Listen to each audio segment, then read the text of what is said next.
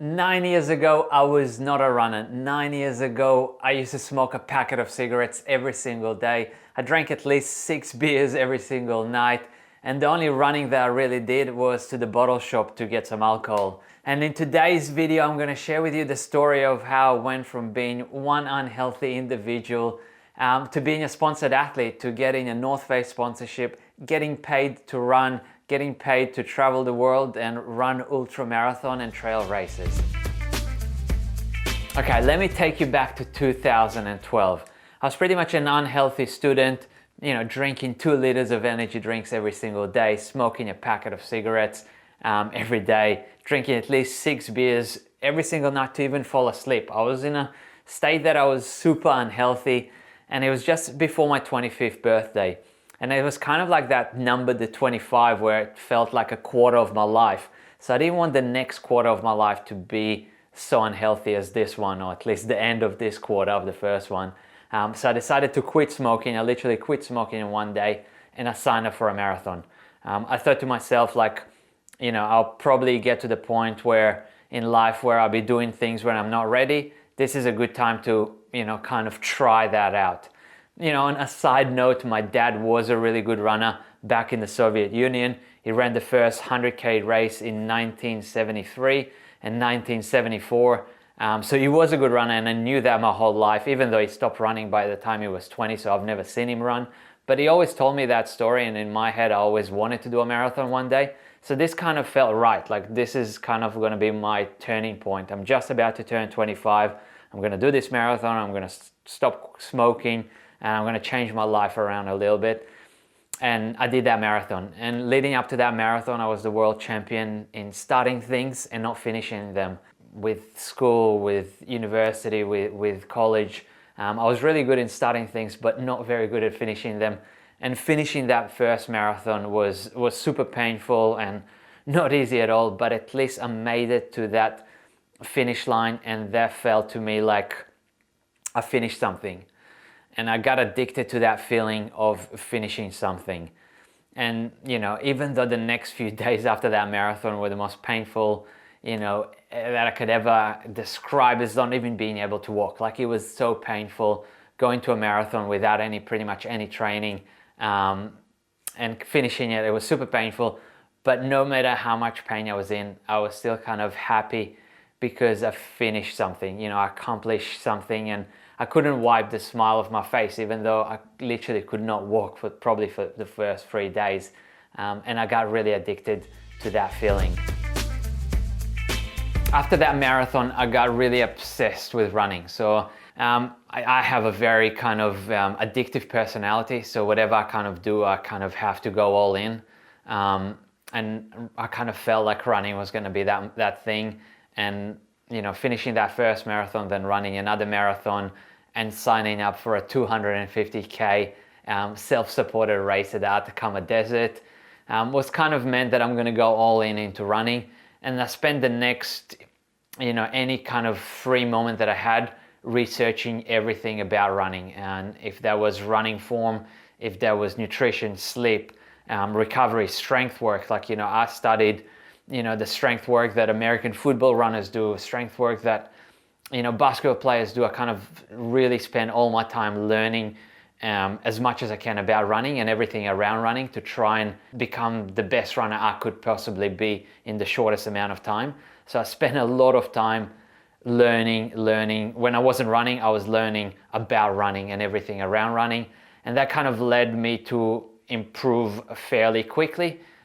Because I was able to consistently train and just kind of improve, and do a lot on the side as well. Like, back then I was working, 6 or 7 hours every night in a restaurant. So I kind of have that morning time, and then I would work from like 6 o'clock at night till midnight, pretty much every single day.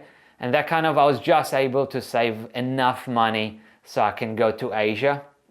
And my goal was to go to Hong Kong, because back then Hong Kong was like the trail running hub in this side of the world. It was a bit closer. I live in Perth in Australia. Hong Kong is not that far away, and I kind of went there. And I said, I'm going to give it a shot. I'm going to go there for a few months, run a little bit, do some races, back in 2012, 2013, there weren't too many trail races in Western Australia. So that was kind of my option, is to go there and, you know, try and race a bit. And I did. I went there. I pretty much had no money at all. I just saved enough money for my flight ticket. And for months, I used to literally live off pasta and bread because that's the only thing I could afford. But I just kept working at it, kind of trying to improve, you know, every single day with everything I can, not just running, but all around running, with my strength work, with, you know, with my recovery, with everything like that. And slowly, I was just becoming better and better and better. And I was winning more and more races, but, you know, winning races doesn't really get you anywhere, except you get a plastic trophy here and there, you get a pair of shoes here and there. And my big break came probably after winning at least, I would say, 30 or 40 races. So a good chunk of probably 2 years of, you know, kind of racing a lot.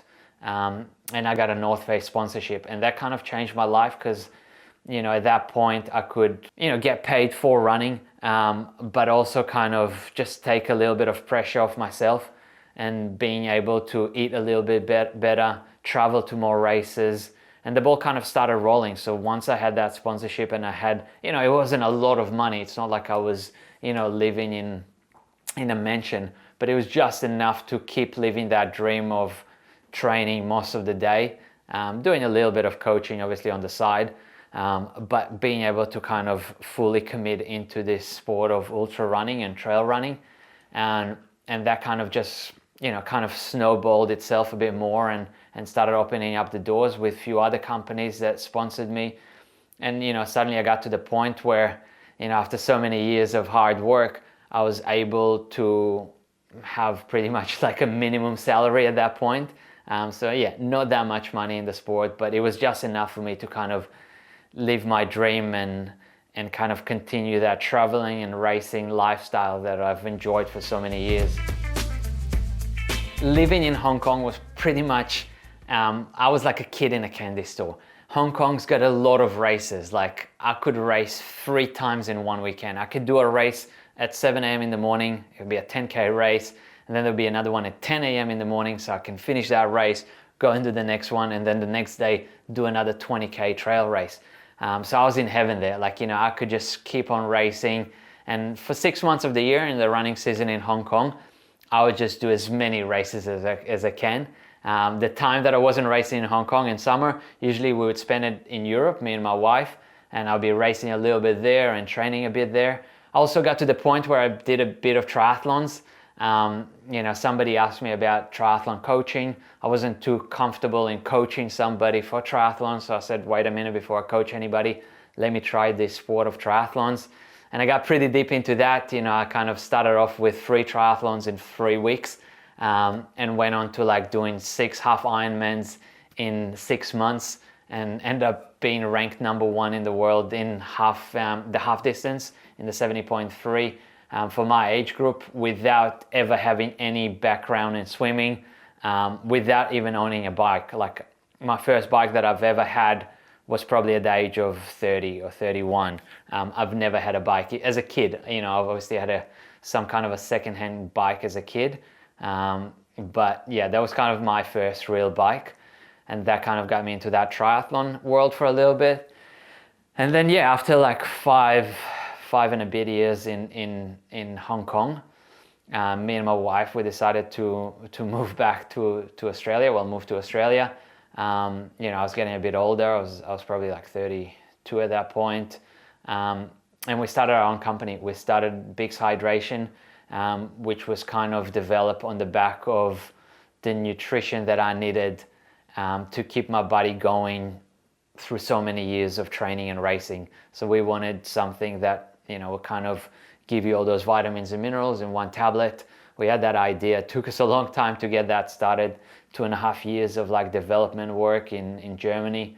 But yeah, we moved back to Australia, started that company, and now still trying to run a bit. Obviously, I'm getting a bit older now, and kind of we had a little baby, so time is definitely a little bit limited. But yeah, that's kind of the journey of how I went from being a very unhealthy person at the age of 24, 25 there, to becoming a professional athlete. And even kind of talking about this right now in front of the camera, it doesn't make it justice because it was such a big process, but it kind of, yeah, brings a lot of great memories of all the struggles and hard times that I went to, and then getting that sponsorship and living that lifestyle that I've always dreamt about was definitely magical. So if I can leave you with anything with this video is chase your dreams and believe in yourself, because you never know what's around the corner. Hopefully this wasn't too emotional, and you enjoyed this video. I did, kind of reminding myself of the journey that I made. Hopefully you have an incredible rest of your day, and I'll see you in the next video. Peace.